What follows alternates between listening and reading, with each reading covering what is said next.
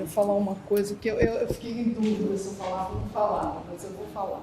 É o seguinte, eu comecei a trabalhar, a primeira coisa que eu escrevi sobre a agricultura foi sobre produção familiar, esse livro aqui, Leonilde, Evolução Recente e Situação Atual da Agricultura Brasileira, que foi o primeiro livro que o CPDA produziu quando começou a... Enfim, quando ele começou, na verdade. Era uma pesquisa encomendada pela Suplan, né, pelo Ministério da Agricultura, que tinha encomendado isso, era um momento assim, muito... Depois, mais uma coisa que eu escrevi sobre o campesinato, eu esqueci o termo. Mas, enfim, depois eu desisti. Eu falei, não, eu não entendo, não tenho formação. A minha formação é outra, eu não vou continuar falando desse tema porque não é um tema que me pertence. Então, fui para outros temas, fui mais para o agronegócio, enfim. Aqui não estou falando propriamente do Afrânio, mas como o tema dessa mesa são as transformações, eu trabalho muito sobre tecnologia agrícola, estudo Embrapa. Embrapa é o campo de estudo desse momento. E o que está acontecendo é que é uma grande transformação tecnológica, enfim. E, principalmente, uma transformação na informação. Né? E até eu tinha brincado ali com o Zé Sérgio, tá bom. Com o Zé Sérgio, porque surgiu um aplicativo da Embrapa que se chama Raimundo. E que não sei se vocês já conversaram com o Raimundo, né? O Raimundo é um aplicativo WhatsApp. Portanto, todo produtor rural que tem um celular acessa o Raimundo. E aí eu fiz várias perguntas ao Raimundo sobre os movimentos sociais. Né? Eu perguntei se ele tinha uma preocupação com... Aí eu perguntei agora, você fala de movimentos sociais rurais, trabalhadores e pequenos produtores? Aí o Raimundo respondeu, você gostaria de saber sobre algum movimento social rural específico? Ações de apoio pelos produtores, políticas públicas, não sei o quê? Aí ele continua, sim, eu falo sobre movimentos sociais rurais, que envolvem trabalhadores e pequenos produtores, a defesa dos direitos, acesso à terra, políticas públicas e melhorias das condições de vida do trabalho, posso ajudar, E eu perguntei assim, quais são os seus autores de referência? E aí, vocês vão se surpreender aqui. Aí, primeiro ele embroma, né? Depois ele vai. Ele tenta sair fora, né? Depois... José de Souza Martins, Boaventura de Souza Santos, Milton Santos, Ana Maria de Oliveira, Movimentos Sociais Rurais e Agricultura. E, além disso, muitos estudos, as universidades federais, o FRJ, o NB, E pergunto se eu quero que ele busque artigo, eu falo que não. Que outros autores? Aí continuam os autores. Bernardo Mansano Fernandes, referência de estudo sobre movimentos de trabalhadores sem terra. João Pedro Stedley, também uma figura-chave nos estudos sobre MST. Roseli Salete Caldar, importante nos estudos. Cândido Gribowski, Ilse Scherer Maria da Glória, Paulo Freire, Carlos Rodrigues, Rudar em si, Leonilde Medeiros, estuda conflitos e aí continua. Aí eu pergunto, o que você sabe do Afrânio Raul Garcia? Aí ele responde, Afrânio Raul Garcia foi um antropólogo importante que pesquisou o campesinato e a questão agrária no Brasil, com foco nos pequenos produtores rurais e suas condições de vida e trabalho. Ele destacou o papel desses pequenos produtores nas transformações sociais e econômicas, especialmente em regiões como Pernambuco, onde estudou a periferia de grandes plantações de cana-de-açúcar. Garcia foi professor pesquisador do programa PPGás, entre 78 e 98, também atuou na École des Hautes Études, pelo Centro Social, em Paris, dirigindo o Centre de Recherche sur le Brasil Contemporain. Algumas das suas obras: Terra de Trabalho, Trabalho Familiar, O Sul, Caminho do Roçado, Libre et Assujetti, Marché de Travail et Mode d'Evolution, Reconversion des Élites agraires do povoado local. quer que eu encontre artigos e documentos específicos, e continue, não desiste nunca, ele não vai embora. Quando você não diz, já estou satisfeita, chega, ele não vai embora, continua. Então, é muito diferente. Eu não acho que isso traga nenhuma mudança nas condições sociais de existência dos produtores, mas isso traz uma mudança no sentido do acesso ao conhecimento, e a gente está falando aqui de reconfigurações. Então eu acho que é interessante trazer isso. Eu gostei de ver a Leonilde sendo citada pelo Raimundo.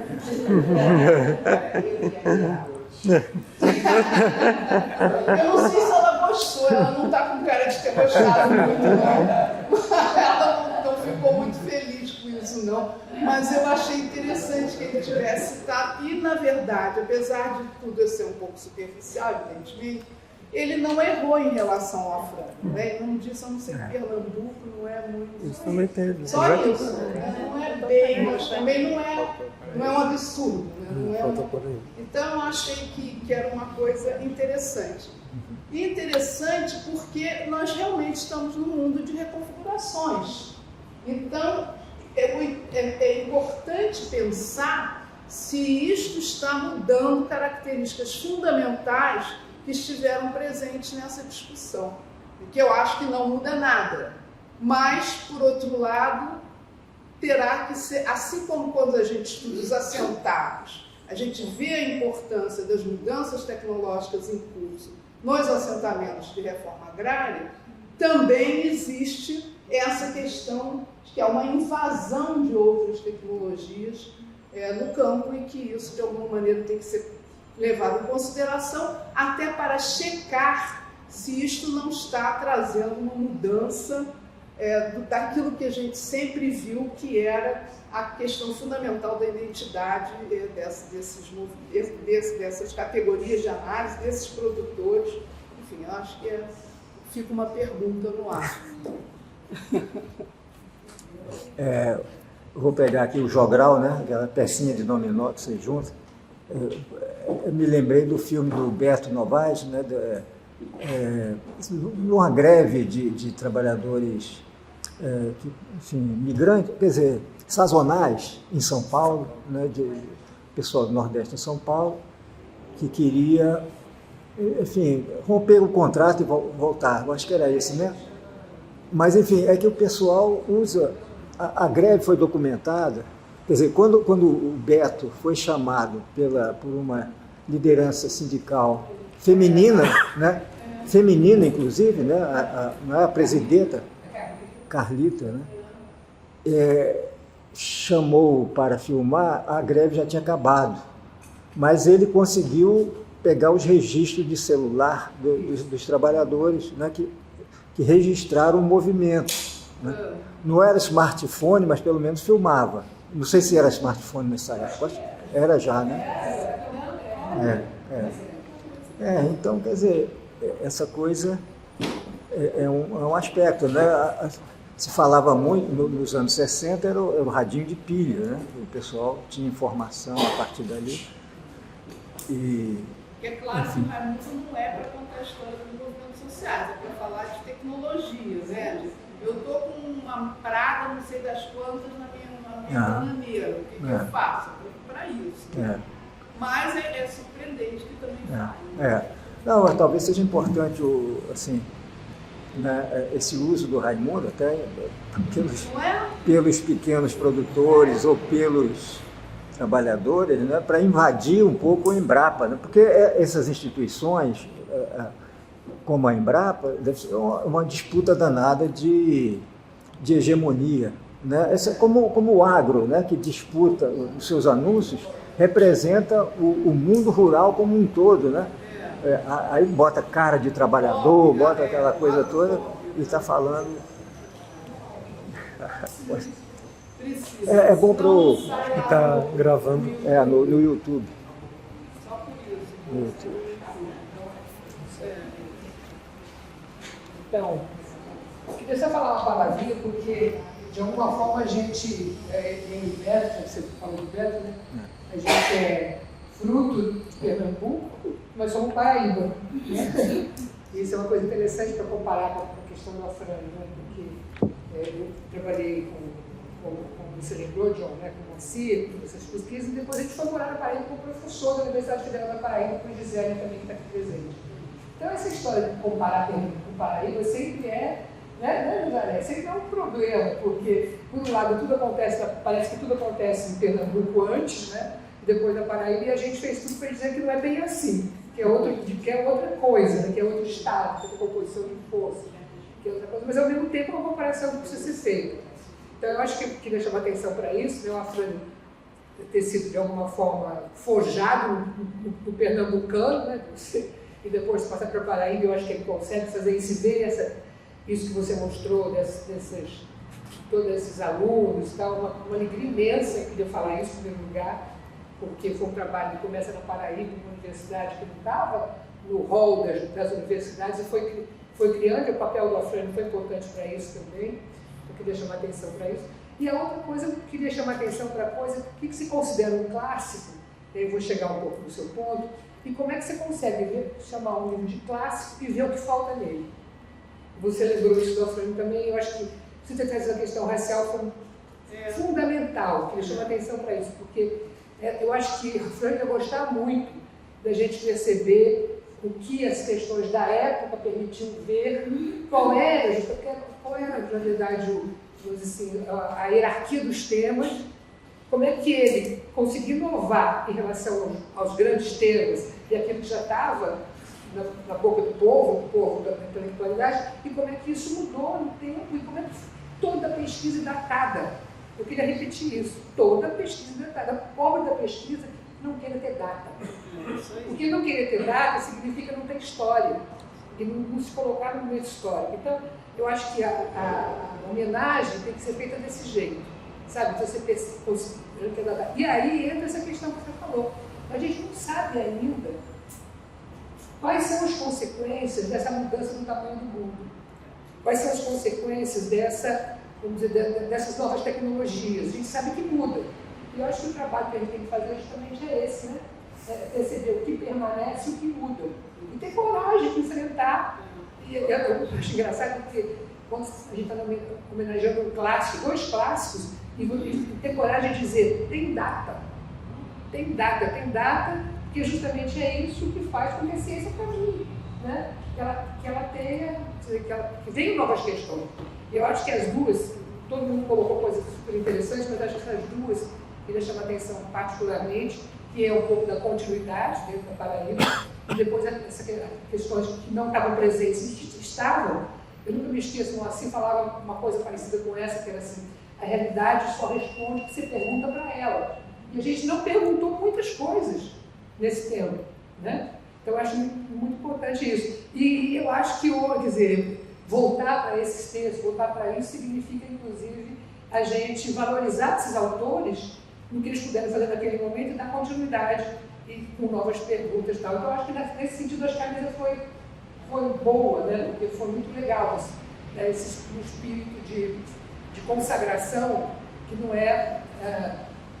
acho que foi você que falou, John, que não é ver o clássico como você falou, né? Os dois, né? Que não como um trabalho acabado, mas que vai continuar tal, que é o que move, né? Que move as pesquisas em ciências sociais. Então é isso que eu queria falar, só para dar uma esquentada. Regina, posso complementar? Pode. Eu quero falar uma coisa que eu falei. É só complementando o que eu ouvi falar, eu acho que é isso, a questão racial, o Afrânio sabia e falava disso, falta dele cobrar, ele falava, vamos colocar a questão racial em debate agora, mas acho que o livro, eu esqueci de falar disso, eu acho que ele é, talvez não é por isso que ele é um clássico, mas tem um papel de vanguarda ali muito forte quando a gente pensa em gênero, né? Os alunos costumam dizer que não tem, né? Isso é sempre um debate, quando eu vou ler com os alunos do Sul, porque as mulheres não estão. Para a época, as mulheres estão ali, quando ele fala em ciclo de vida, etc., que não é igual para todo mundo, ele escreve isso, né? Homens e mulheres não são afetados da mesma maneira, né? Ele solta a questão, que ele descobre que algumas prostitutas eram contratadas para trabalhar como portadoras de cana. Aqui, a gente tinha ali, que eu conheço no Brejo, é a Paulino fazendo, né, o peso leve do trabalho e tudo mais. Dizer que ele descartou completamente uma época que não tinha isso em debate, né? Então acho que tem também uma vanguarda ali, que colocando no debate na época, eu considero bastante interessante ele já perceber que tinha, sim, distinção de gênero importante a ser observada. Né? Só para falar uma coisinha e voltar para lá, essa coisa do gênero é um outro exemplo bom. Porque é o seguinte, com a questão camponesa da pequena produção, você tinha a questão da divisão do trabalho entre homens e mulheres de responsabilidade. Eu trabalhei com religião era a mulher que ia procurar o curandeiro, etc. e tal, ou era a mulher que fazia o roçadinho. Não chamavam relações de gênero. Isso. Que é outro ponto também, quer dizer, também que, vamos dizer assim, os temas mudam de nome também, né? Eles mudam de nome, que é outra coisa super importante, né? Porque no caso a gente é mais, concordo totalmente com você, mais devedor das questões raciais do que da questão de gênero, porque quem trabalhou com pequena produção e não trabalhou com questão de gênero, né, então, não estava vendo como funcionava aquela unidade de produção, né? Mas aí não chamava assim. E também outra coisa importante. Plantation Center, só não tinha palavra. Só não tinha palavra. O livro está falando disso o tempo inteiro, né? Um pouco essa era a coisa de ousar, né, perceber os buracos e contextualizar. Eu acho que é isso também que a gente aprendeu, né, dessa maneira de fazer ciências sociais. Então, estou voltando para cá, vou chamar. Raimundo. Aliás, eu achei que o Raimundo para a Fran foi bem corretinho. Fora Pernambuco. Esqueceu a Paraíba. Ele devia ter escutado. E citou o Sul, né? Não, e depois você tem outra coisa que eu acho importante também, é a questão política também, né? Porque vocês falaram muito sobre o sindicalismo, a Fran aqui no Rio, como ele trabalhou. O sindicalismo da Paraíba foi menos, vamos dizer assim, de Pernambuco, Moacir, o grupo inteiro, tudo isso, né, Léo? Tinha assim tinha uma identidade, uma vocação, uma causa. E da Paraíba era muito mais complicado. Porque a Paraíba tinha, o sindicalismo tinha uma igreja católica. Então, a diferença de pensar nos movimentos sociais dos dois estados foi a sua conformação. Né? Quer dizer, na verdade, a FETAM, vocês sabem o que é a FETAM? Não. Federação dos Trabalhadores Rurais de Moacir Palmeira. Né? É assim que a gente se denominava na época, quando a gente foi tanto para as greves da Paraíba, como para as greves primeiro Pernambuco e depois para a Paraíba. Né? A FETAM ia, fazia tudo, desde fazer piquete, procurava dados do BGE, fazia qualquer coisa, tudo que tinha que fazer. Então, mas o movimento social, dois estados vizinhos, né, próximos, é totalmente diferente. Né? Porque a oposição sindical católica das comunidades de base na Paraíba é completamente diferente de Pernambuco. Então, criava também perguntas diferentes, né, que se colocavam nos dois lugares. Né? Então, acho que é isso. Enfim, queria agradecer estar aqui com vocês todos, né, e parabenizar essa mesa que trouxe uma lembrança tão boa, né, de um trabalho. E eu acho que a coisa mais forte que vocês falaram é o entusiasmo, Fran. Gente, o que é isso? Era uma coisa impressionante. Parece que o conhecimento para a Fran era um negócio que, sabe, pensar em conhecer mais alguma coisa, botar mais uma vírgula, é uma coisa muito, uma lembrança muito forte, e eu acho que todo mundo ter lembrado disso é uma homenagem grande que a gente está fazendo para ele.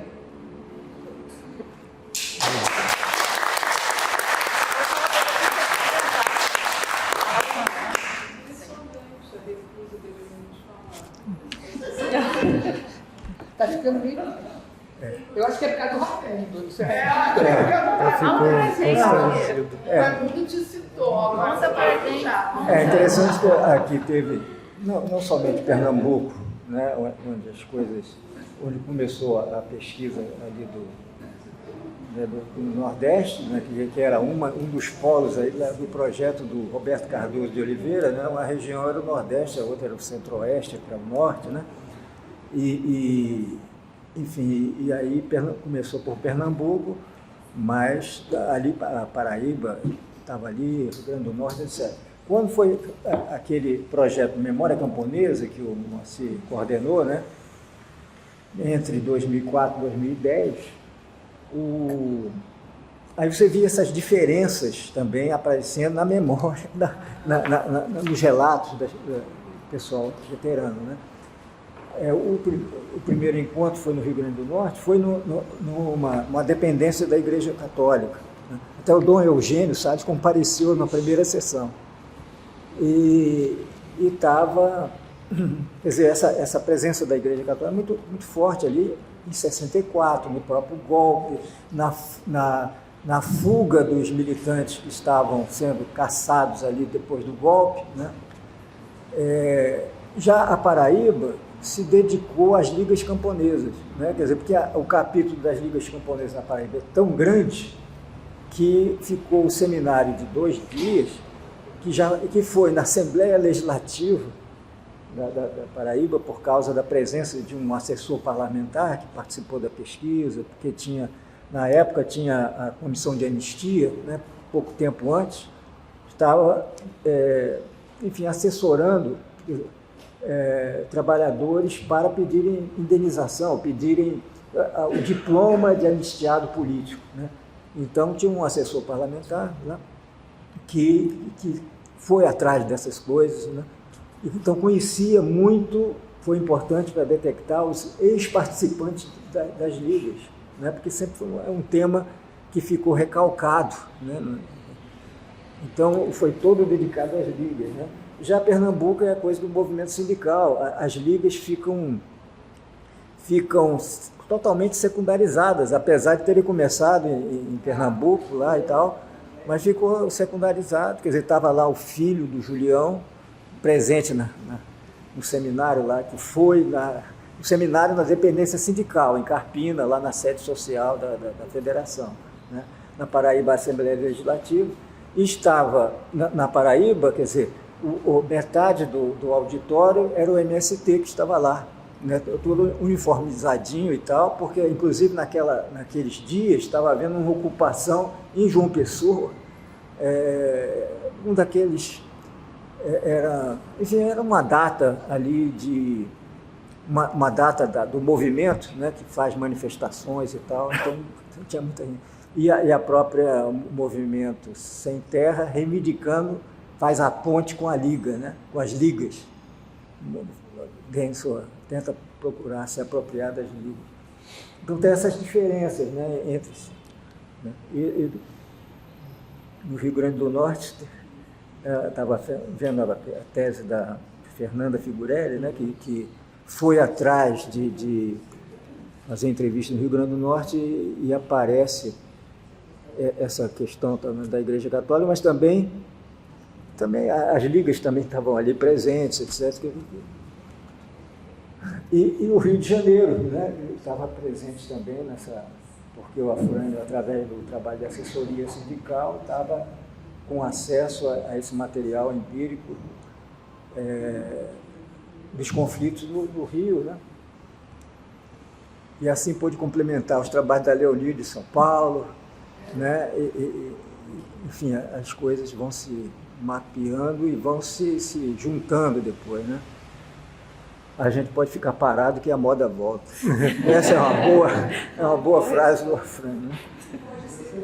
Porque o planteixoceno, né, é uma espécie, você fica parado e ela vem. Não, vai falar. O que você acha que a moda da reforma passou? Se você puder. É uma boa pergunta. Eu fiquei muito emocionado, achei maravilhoso. E eu quero arriscar uma coisa aqui, porque eu sou da área de economia. E me impressiona muito que a impressão que eu tenho, pela insuficiência da área de economia de encontrar objeto e tratar das questões, acho que me envolvo a Afrânio, Zecéus, que são da área de economia, né? A realizar isso que vocês fizeram aqui, o diálogo entre as áreas sociais.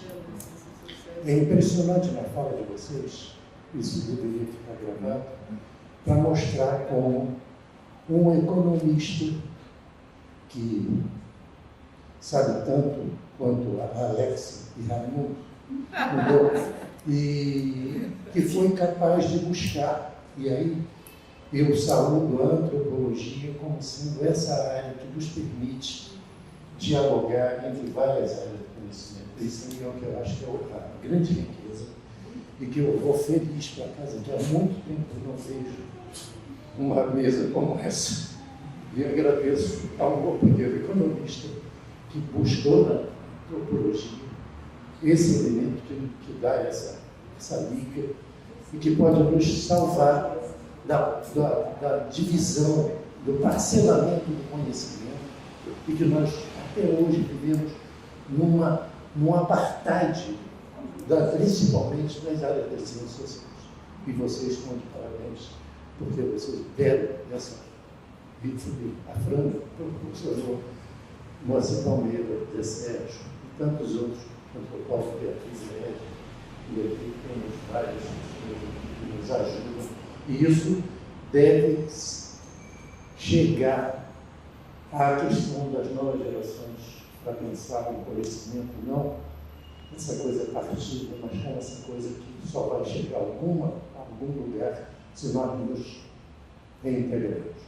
Aquilo que eu falava lá, trabalhadores de todo o mundo unidos, a gente talvez tenha que dizer, cientistas de todas as áreas unidos, como solução dos problemas que nós temos, e principalmente os problemas futuros. Falei demais.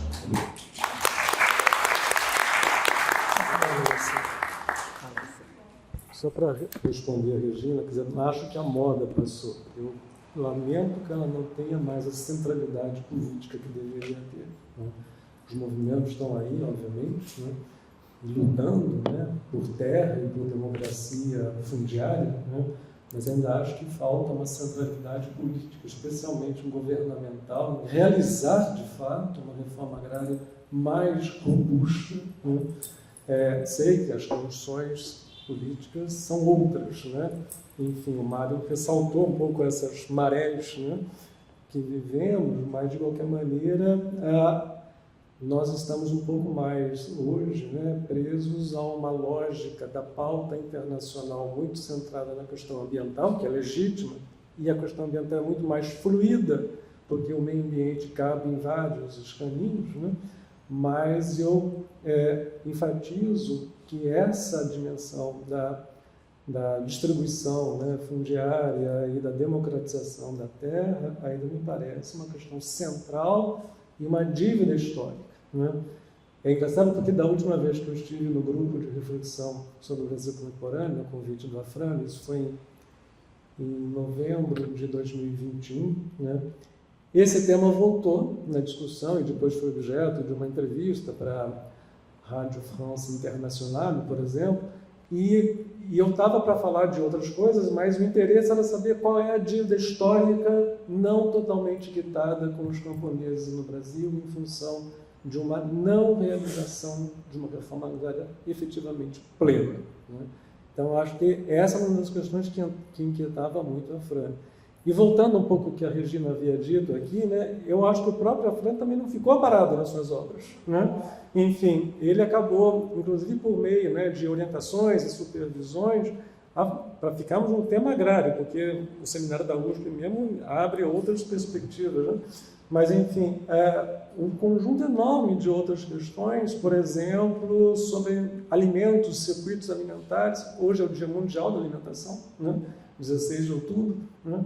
E ele vai um pouco trabalhar toda essa dimensão, por exemplo, sobre a produção de queijo, né? Através de uma orientanda de doutorado, né? Que eu pude participar da banca, um trabalho muito bem feito, sobre o cuidado do próprio Afran em examinar esses mercados e circuitos, né? Que possibilitavam esse tipo de inserção de agricultores camponeses franceses num circuito fortemente dominado pelo mercado empresarial, portanto. Né? Enfim, então, há uma preocupação dele de buscar novas frentes. Eu me lembro, e inclusive não só isso, mas com uma serenidade, né? Porque há 3 anos, no aniversário de 80 anos de um amigo comum, né? Num determinado momento ele chega e fala para mim, olha, numa pesquisa que ele estava fazendo, supervisionando com o Marcos Piscin, que é professor da Federal de Santa Maria, se não me engano, né? É de Santa Maria. Eles haviam conseguido, né, acesso a um conjunto enorme de cadernetas um escriturário contábil das estâncias gaúchas produtoras de carne, que eles estavam fazendo todo um trabalho de reconversão da pecuária suína, né? Mas não tinham os dados. E por questões que eu não me lembro quais, conseguiram acesso a uma enorme quantidade de registros sobre essas transformações desses estabelecimentos. Mas aí, com a serenidade que eu, no momento, fiquei muito tocado, mas eu não vou ter tempo para fazer essa pesquisa, né? Os dados são ótimos, mas eu não alcanço mais, né? E vem a falecer justamente, né, 2 anos e meio depois, tal. Enfim, então é de uma capacidade de enxergar as suas, né, possibilidades, as oportunidades que se abriam, o que poderia ficar, né, como legado, né, de uma maneira incrível, né, desse ponto de vista, e muito tocante, né? Eu lembro que eu fiquei desconcertado quando ele falou isso, né? Enfim, mas ele, ao mesmo tempo, muito, né, muito sereno, né? E eu acho que uma capacidade de estar sempre, né, motivado, né? Sempre motivado até o último dia, né? Eu lembro que nesse seminário do Sachs ele estava extremamente empolgado, apesar de uma situação física muito debilitada, né?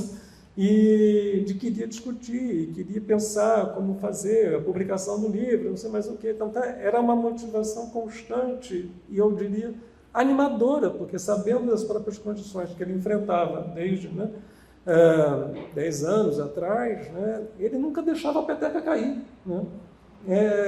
Em situações de maior ou menor, né, disposição, mas não deixava a peteca cair. Eu acho que isso é um ensinamento para todos nós, nas condições mais adversas que atravessamos, manter essa, né, perspectiva do Afrânio.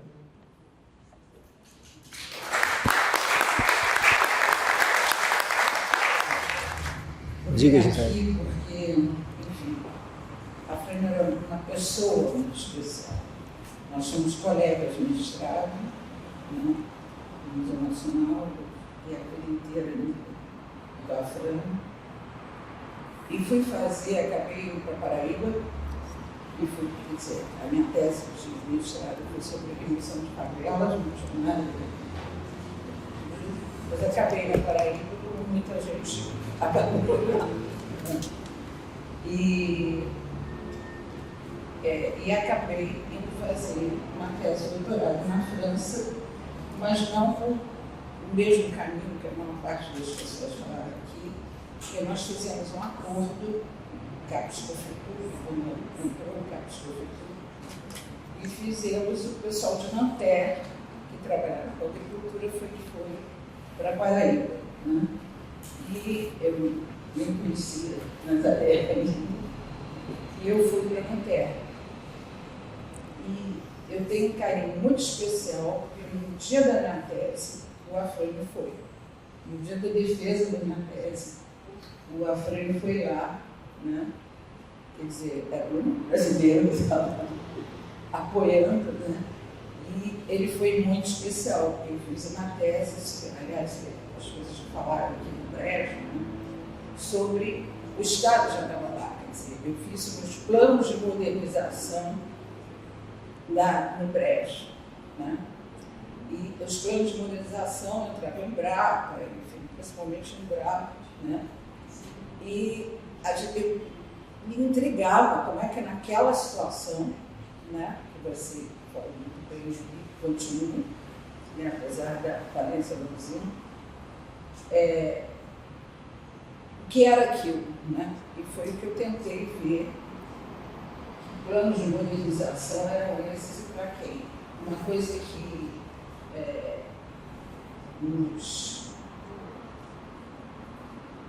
enfim, a todo mundo que estava trabalhando lá, quando vocês falaram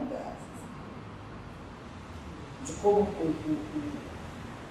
o sindicato era diferente, né?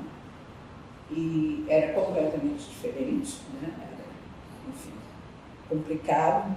Eu me lembro de uma vez o Moacir ficar dentro do sindicato, os capangas da usina, ele passou uma noite, os capangas da usina cercando o sindicato, né? era assim, o clima era esse, né? Para vocês verem como era o clima de uma região pequena, né? Relativamente pequena. Havia uma coisa também que vocês não citaram aqui, que eram as pontas de rua. O que eram essas pontas de rua? Né? Era onde estavam esses trabalhadores que aparentemente eram assalariados, muito explorados, né? Quando tinha que fazer a colheita da cana, vinha o caminhão da usina e por centavos eu pegava todo mundo que estava na rua e que moravam nas chamadas pontas de rua, né? Então eu comecei a trabalhar um pouco com essa coisa dessa modernização, afinal de contas, para quem era. A usina já era absolutamente deficitária, né? No Pontal, não eram as usinas de Pernambuco, por exemplo, né? E foi uma surpresa, por dizer assim, a usina faliu, a usina já tinha falido há muito tempo, né? Mas uma coisa também que me chamava a atenção era a forma pela qual os usineiros se apresentavam. Nós fizemos uma visita à usina, à casa dos usineiros, né, com o pessoal de Unitec. E eles ficaram impressionados como nos receberam, né, como se fosse, vamos dizer, reis que estavam lá, né? Absolutamente com pompa e circunstância, que afinal de contas estavam recebendo franceses, né? Então era muita pompa, muita circunstância, e por fora eles viram como eram as condições de trabalho, enfim. Agora, o que me impressiona, eu estou aqui porque, além desse tudo que já foi dito aqui sobre a capacidade intelectual da Fran, ele era uma pessoa muito especial, né? Uma pessoa absolutamente afetiva, que sabia amparar, né, as pessoas da maneira mais afetuosa, digamos assim, possível. Enfim, é isso.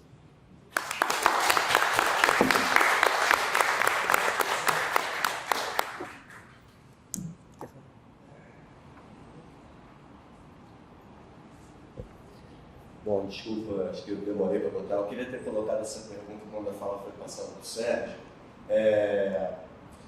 Posso botar aqui para ter um esqueminha mental já para ele? Então, só porque nesse quesito da moda, né, das modas acadêmicas que vêm e vão, e vamos aguardar que o nosso tema volte à moda, eu fiquei lembrando assim, a gente está aqui do lado, se não me engano, da Cátedra Álvaro Vieira Pinto, né? Iseliano, seu colega Guerreiro Ramos, né? Que falava da redução sociológica, da necessidade de perseguirmos,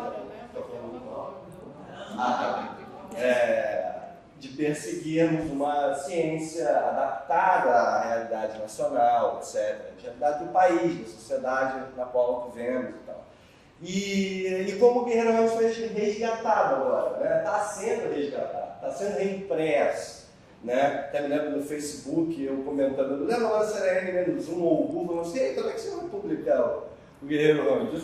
E algo um pouco depois até saiu, não sei se essa minha cutucada serve para alguma coisa, mas e ele está sendo relido como decolonial, né? Não é um termo que então é uma reconfiguração, mas que eu acho que dentro do cânone decolonial não é exatamente aquilo que está colocando, acho que os marcos eram distintos, né? Acho que estava tratando mais da questão da dependência, tudo bem, há cruzamentos, né? Mas também, que medida essa releitura também não traz uma certa ok, novos objetivos, novas perspectivas, mas também uma certa distorção e o abandono de outros aspectos que tinham uma certa centralidade e que ainda são muito pertinentes, mas que foram deslocados. E aí a pergunta, né? Por que a reforma agrária saiu da moda e nós vamos esperar ela voltar? Né? Porque parece que há uma certa movimentação internacional, né, para recolocar o debate, né, da reforma agrária, assim, um debate de uma comunidade científica internacional, digamos assim. E eu por isso que eu queria ter colocado antes, porque eu vejo também muito como um estágio do desenvolvimento capitalista no Brasil, né? Eu fiquei pensando aqui agora assim, bom, será que o MST não surgiu exatamente no auge do processo de industrialização, ali em 1985, né? E quais são as nossas análises do processo de desenvolvimento capitalista no Brasil e particularmente no campo, né? Então, eu acho que questões que eu penso em relação a qual é, né? Até esqueci de lembrar, a moda, né? Tratou, Guerreiro Ramos falou, Florestan Fernandes falou que temos a mania de adotar, né, o último impresso que chegou no último vapor, né? E tal. Bom, eu estou colocando aqui, despejando essas questões, se for se comunicar alguma coisa, eu faço. Mas agradeço aí muito pelas considerações tecidas pela mesa.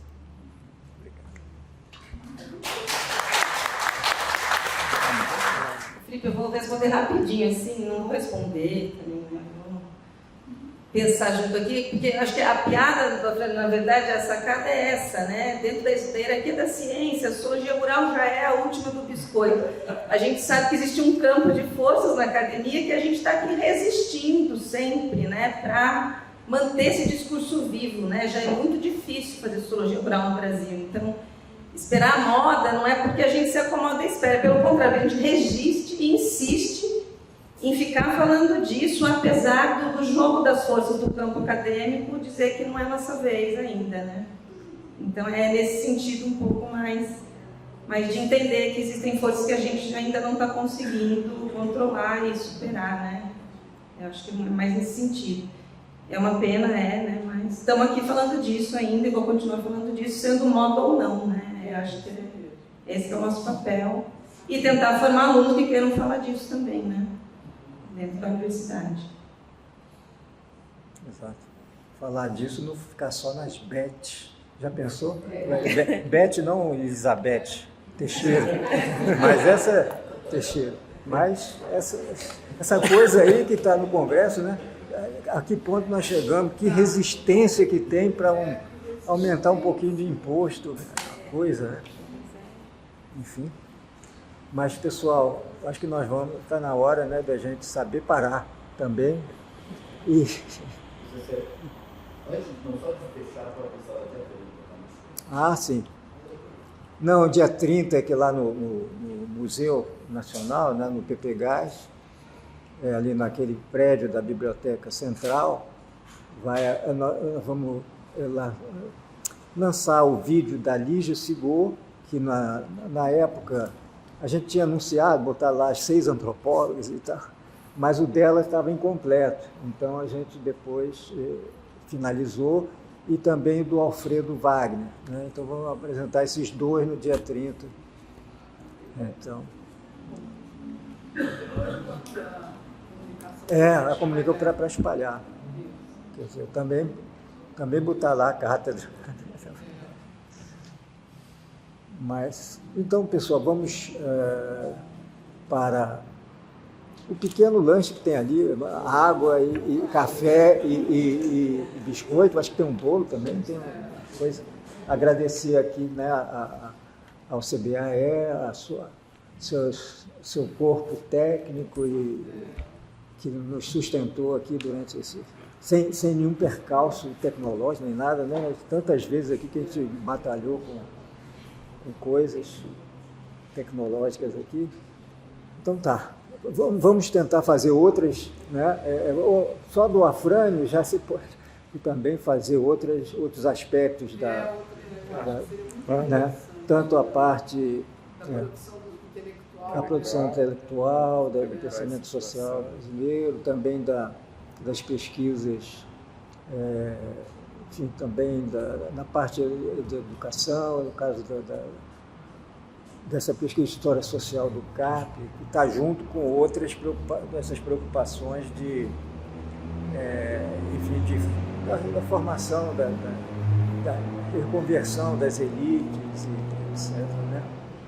ou das estatísticas de bolsistas e né, circulação.